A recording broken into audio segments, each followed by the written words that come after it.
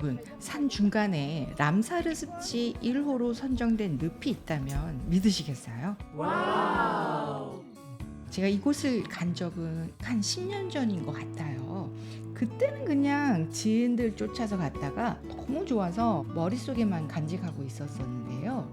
우연히 최근에 그곳에 대한 구체적인 정보를 얻게 되어 다시 찾아가게 됐어요. 정말 생각하는 대로 이루어진다는 그 말이 맞는 것 같아요. 오늘 제가 간 용늪은 강원도 인제군에 위치한 대암산이라고 하는 곳의 정상부에 위치하고 있고, 하늘로 올라가는 용이 쉬었다 하는 곳이라고 하는 전설에서 유래된 이름이라고 해요. 이곳은 큰 용늪과 작은 용늪, 애기 용늪 이렇게 세 늪으로 이루어져 있다고 하는데요. 오늘은 이 중에서 큰 용늪만 방문할 예정입니다. 이곳은 가고 싶다고 해서 막 가는 곳이 아니라요. 최소한 2주 전에 온라인으로 예약을 해야만 갈 수 있는데요. 하루에 50명씩 9시, 10시, 11시 이렇게 3번을 예약할 수 있다고 해요. 예약하는 곳은 온라인에 들어가서 이렇게 예약을 할 수 있습니다. 저희는 급하게 하느라 이 중에서 11시밖에 남아있지 않는 시간으로 예약을 할 수밖에 없었습니다. 이곳은 서흥리와 가을이라고 하는 두 개의 탐방소를 통해서 갈 수 있는데요. 저는 이번에 서흥리라는 탐방 코스로 예약을 했습니다. 자, 이제 도착해서 이렇게 출입증을 받아 모두 착용했습니다.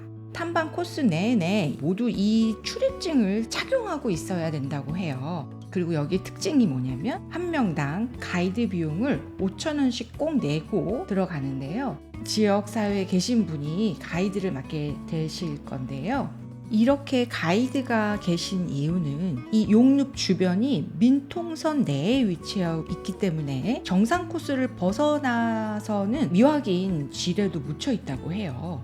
그래서 철저하게 가이드가 함께 동반하고 탐방 코스 이외에는 철책선이 모두 이렇게 쳐져 있어서 모두 철저하게 통제되고 관리되고 있다고 합니다. 살짝 무섭죠? 자, 이분이 오늘의 저희들의 가이드입니다. 왠지 산신령 같은 느낌이죠. 커다란 지팡이만 있으시면 딱 산신령 분위기인데, 코스를 들어서자마자 6월의 무더운 날씨였음에도 불구하고 서늘한 기운이 돌며 살짝 한기가 느껴질 정도로 온도가 급격히 내려가는 게 느껴졌어요. 그리고 사람의 손이 아직 닿지 않은 곳으로 원시림 같은 느낌이 주는 정말 신비한 곳인 것 같아요. 그래서 이제 일반 산에서 볼 수 없었던 많은 야생화들이 가득합니다. 여기 말로는 국수나물이라 그래. 국수나무. 이게 왜 국수나무라 그러냐면은 요 나무를 꺾어서 쫙 빼면 안에서 국수처럼 이렇게 힘이 나와요. 그거 원래 먹었어요, 어렸을 때. 그랬는데 가시수 뭐 보시면은 요 잎사귀가 많이 보일 거예요. 요게 저기 보시면 꼬리가 달렸죠. 그러니까 여기 이름이 뭐냐? 오리 군댕이 닮았다 그래갖고 오리 방풀. 오리 방댕이 닮았다 그래갖고. 가이드님이 이렇게 야생화들에 대한 이야기를 하나하나 설명해 주시고, 그걸 듣다 보면 너무 신기하고 재밌어서 어떻게 시간이 갔는지 모르겠어요. 그러다 보니 운동은 잘 안 된 것 같아요.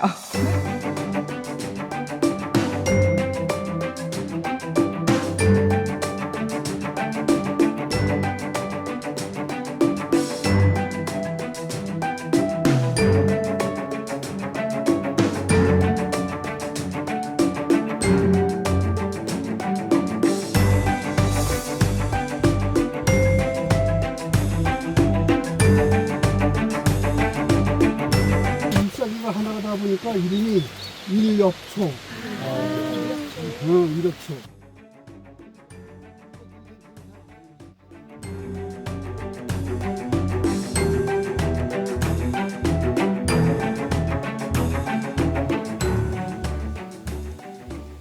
탐방로 옆으로 이렇게 시원한 계곡이 흐르고 있습니다.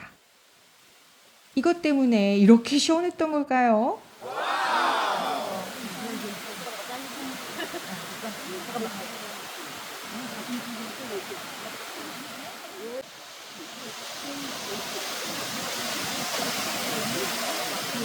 작은 흔들 다리가 나오네요. 꽤나 낭만적입니다.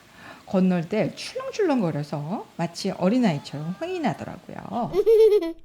아래에 있는 고사리들은 원시림 같은 분위기를 더욱 물씬 풍겨줍니다.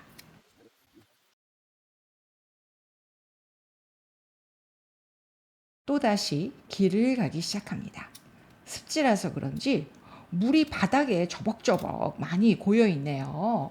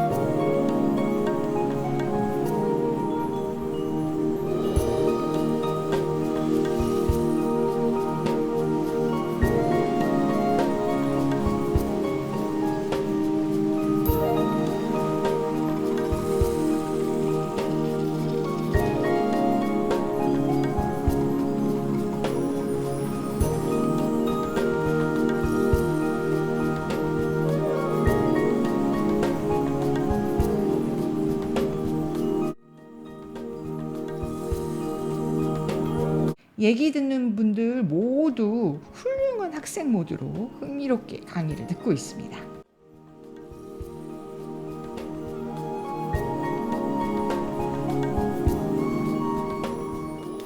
꽃가루 떨어진 그건 이제 꽃시방.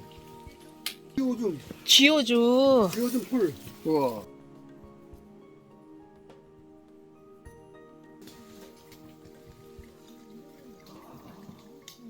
우리가 지금까지 봤던 것은 서양 민들레라고 하는데 이게 토종 민들레라고 합니다. 이게 다 위로 올라가 있어요. 이때 보시면은 서양 민들레는 요거에 다 이렇게 뒤어져 있어요. 거꾸로. 드디어 용늪 입구에 왔습니다. 용늪에서는 산신령분은 잠시 쉬시고 전문 가이드분이 설명을 해주신다고 합니다. 이분은 산림청 직원분이라고 하는데요. 그분의 설명에 의하면 이곳이 이렇게 춥고 습한 날씨가 지속되면서 바위로 스며든 습기가 풍화작용을 일으켜 우묵한 지역이 만들어졌고 여기에 빗물이 고여 습지가 생겨난 것이라고 하네요. 코스를 들어서자마자 느껴졌던 그 한기가 이제야 이해가 됩니다. 드디어 용늪을 보게 됐는데요. 저는 사실 늪이라고 해서 영화에서 보는 듯한 물과 흙이 이렇게 같이 어우러져서 이렇게 있는 그런 늪을 상상했는데 생각보다 벌판 같은 느낌을 받았어요. 그런데 자세히 보면 이렇게 식물 아래에 늪이 있다고 합니다. 1년 중 170일 이상이 안개에 쌓여 있어 습도가 높고 5개월 이상이 영하의 기온으로 춥고 적설 기간이 길어 식물이 죽어도 잘 썩지 않고 그대로 쌓여있는 이탄층이라고 하는 것이 발달되어 있다고 하네요. 이탄층이란 식물이 죽어도 썩지 않고 쌓여 스폰지처럼 말랑말랑한 지층의 일종으로 용늪에는 평균 1에서 1.8m 정도 쌓여 있다고 하네요. 이렇게 늪 가운데 데크가 설치되어 있어서 늪 위를 걸어 다니면서 자세히 볼 수 있게 설치가 되어 있습니다.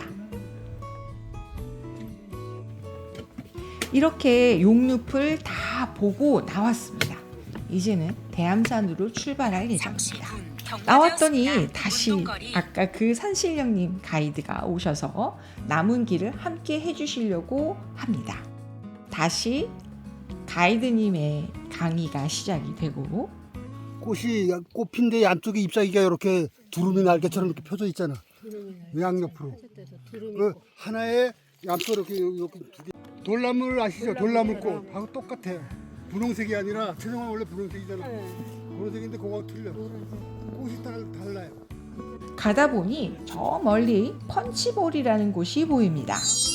양구군 해안면 일대를 말하는데 산 아래 분지에 자리 잡은 해안 마을은 화채 그릇의 바닥을 닮았다고 해서 펀치볼이라고 불려졌다고 해요. 저도 몇 번 들어본 적은 있는 것 같은데요. 주위가 모두 해발 1000m 이상의 가칠봉, 대우산, 도술산 등의 분지로 이루어져 있다고 하네요. 이곳은 6.25 전투 마지막 즈음 이 고지를 차지하기 위해서 연합군과 북한의 전투가 치열하게 벌어진 곳으로도 유명합니다. 그리고 아직도 민간인 제한 구역으로 출입 시 사전 등록이 필요하다고 해요. 언젠가는 꼭 한번 가보고 싶네요. 저기에도 사람이 살고 있다고 해요. 저분들의 마음은 어떨까? 진짜 만나서 한번 대화라도 나눠보고 싶은 마음입니다.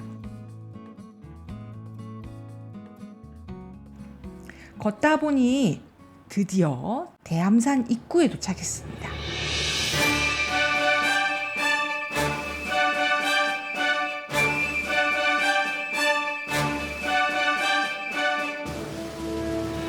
입구로 들어가는 통로가 약간 험난한데요. 그 여정을 지나고 나면 정상석 대신에 흔들바위처럼 큰 바위가 기적처럼 아슬아슬하게 올라가져 있어요. 제 눈에는 설악산에 있는 흔들바위보다 더 신기하게 느껴졌어요. 와, 어떻게 저게 그렇게 넘어지지 않고 저렇게 서 있을까? 밀어도 끄떡없고 큰 태풍이 와도 그 긴 세월 동안 끄떡 없었다고 하더라고요. 대암산을 내려오면 바로 이렇게 내려오는 길이 올라갔던 길과 다시 만나서 이어집니다. 이렇게 총 10km 정도 되는 거리를 5시간에 걸쳐서 마치게 되었습니다. 운동 난이도는 그냥 처음 산행을 3-4번 정도 해본 분들은 할 수 있을 정도로 초급 정도의 난이도인 것 같아요. 그래서 여러분들 꼭 시간이 되시면 죽기 전에 이곳은 꼭 한번 가보실 만한 가치가 있는 곳이라고 생각이 돼요. 여러분, 오늘께 이렇게 대암산의 용늪을 가보았습니다. 다음에 또 봬요.